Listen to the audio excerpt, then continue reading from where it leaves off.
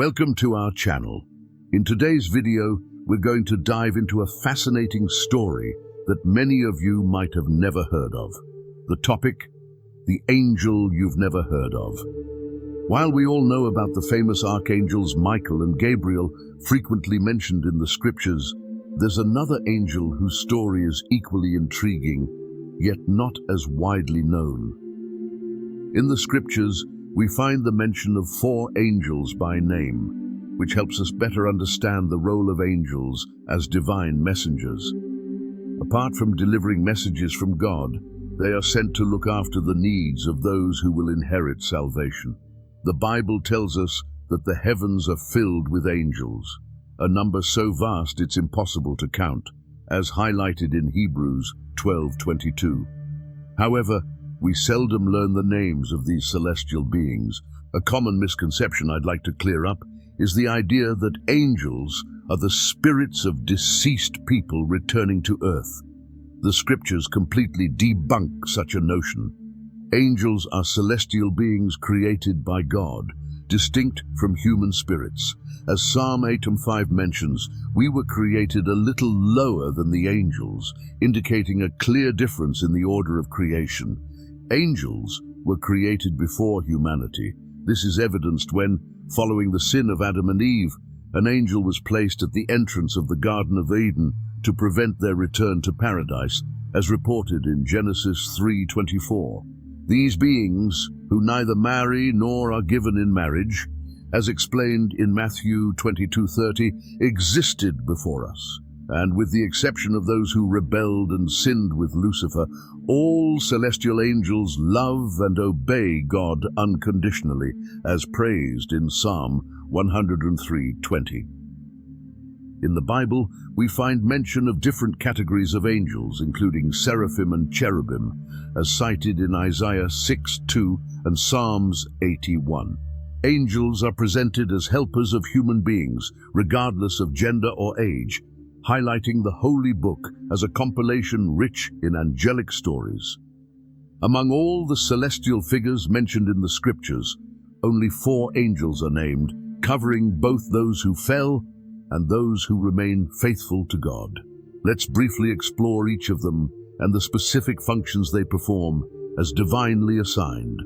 Starting with Lucifer, known as the fallen angel, Isaiah 14:12 depicts him as one of the celestial angels before his fall, motivated by pride and a desire to usurp the position of the Most High.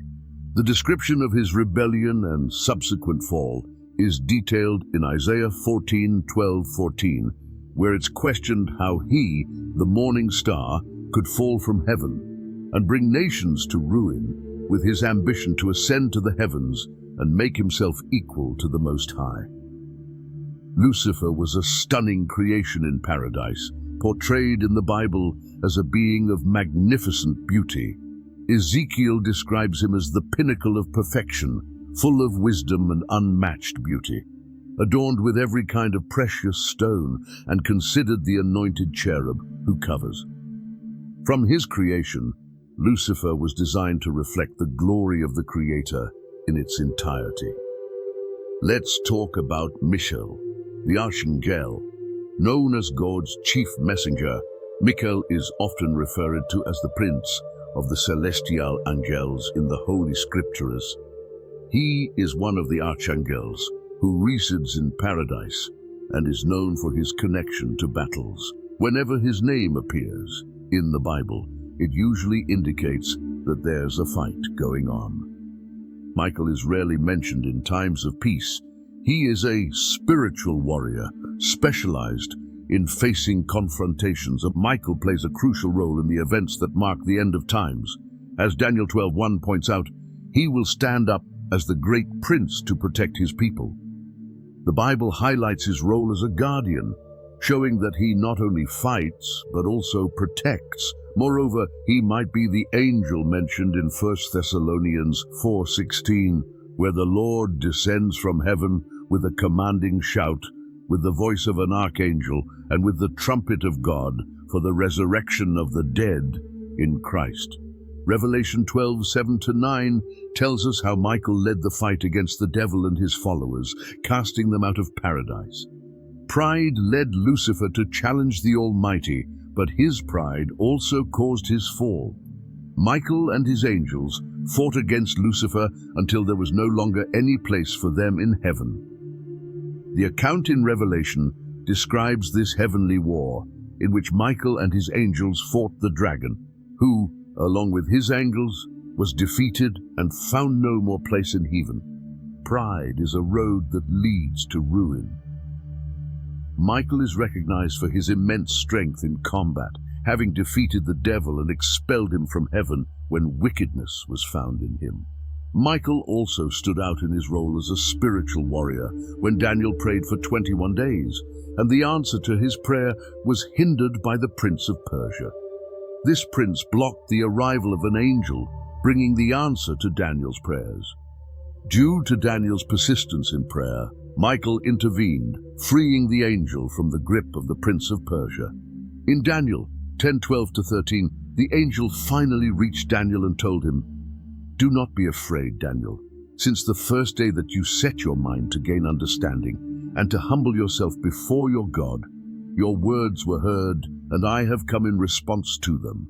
But the prince of the Persian kingdom resisted me 21 days. Then Michael, one of the chief princes, came to help me, because I was detained there with the king of Persia. Michael overcame the prince of Persia and also confronted the devil in the name of the Lord during a dispute over the body of Moses, as described in Jude 1:9. Appointed by God to lead celestial battles, Michael was never defeated. Michael's position as an archangel indicates that there are hierarchies and orders among angels. For instance, in the battle described in Revelation 12:7-9, it was not only Michael who faced the devil and his followers, but he commanded other angels, demonstrating his role as the supreme leader among them. It is also worth noting that in Daniel 10:13, Michael is called one of the chief princes, which suggests the existence of other notable figures in heaven, although the Bible does not detail them. When we talk about Gabriel, especially if you're familiar with the Christmas story, you probably remember him as the angel who announced to Mary that she would conceive and give birth to Jesus. Gabriel is one of the two angels explicitly named in the Bible as messengers of good. The other is Michael, whom we just discussed. Although sometimes Gabriel is mentioned as an archangel, the Bible does not officially describe him with that title, unlike Michael, who is clearly identified as an archangel in the book of Jude. Gabriel's main mission is to deliver messages of hope and good news to God's servants. He's known for bringing important announcements. For example, it was Gabriel who informed the priest Zechariah about the birth of John the Baptist, who would prepare the way for Jesus. Once, while Zechariah was in the temple, Gabriel appeared to him at the side of the altar of incense, as described in Luke 1:11. Gabriel announced that Zechariah's wife, Elizabeth, would give birth to a son. Zechariah, surprised, questioned the veracity of the message, saying in Luke 1:18, "How can I be sure of this? I am an old man, and my wife is well along in years." Gabriel replied, as in verse 19, "I am Gabriel. I stand in the presence of God, and I have been sent to speak to you and to tell you this good news." And he continued in verse 20, "And now you will be silent and not able to speak until the day this happens, because you did not believe my words, which will come true at their appointed time." Gabriel was also the messenger chosen to bring the news to Mary about the birth of Jesus, marking his vital role as a bearer of good news. In the passage from Luke 1:28-31, we find, "The angel went to her and said, 'Greetings, you who are highly favored. The Lord is with you. You have found favor with God. You will conceive and give birth to a son, and you are to call him Jesus.'" It was the same Gabriel who visited Joseph, Mary's betrothed, in Luke 1:26, urging him not to desert Mary because the child she was expecting was from the Holy Spirit. Gabriel plays a role in the scriptures of bringing positive news, contrary to the popular imagery that depicts him as a cherubic, decorative figure. This portrayal does not align with reality. Both Zechariah and Mary, as well as Daniel, experienced great fear and were deeply troubled upon meeting him. As described in Luke 1:12, Zechariah was greatly troubled when he saw Gabriel. Mary, upon encountering him as mentioned in Luke 1:29, was deeply troubled at his words and pondered what his greeting might mean. And Daniel, as noted in Daniel 8:17, felt such intense fear that he fell face down in the presence of the angel. Gabriel had to calm each of them before he could proceed with his message. Now, let's talk about an angel mentioned in the Bible that perhaps few know about, especially because he is portrayed quite differently from the more well-known angels. This angel makes his appearance in the scene in Revelation, the last book of the New Testament. His name is Abaddon, or Apollyon in Greek. It's uncommon to hear about Abaddon among Christians. Michael and Gabriel are much more famous, appearing in various biblical stories. But in Revelation 9:11, it is revealed that Abaddon, also called Apollyon, is the king of the demonic locusts. In this verse, Abaddon is not a place, but rather an entity that commands terrifying locusts. Some interpretations suggest that Abaddon could be a representation of Satan. However, the more accepted description is that he is one of the leaders or forces subordinate to Satan, according to the spiritual warfare described in Ephesians 6:12, where the battle is against the evil spiritual forces in heavenly realms. Abaddon appears to be one of these forces mentioned in Ephesians. While the devil has many names, Apollyon is not among them. Abaddon is seen as a demon under the command of the Lord of the Abyss, leading locusts that will arise in the end times.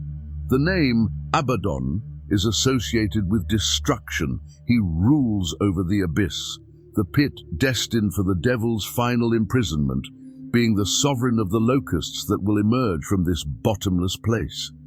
The confrontation between God and evil transcends the simplistic notion of battles and direct confrontations.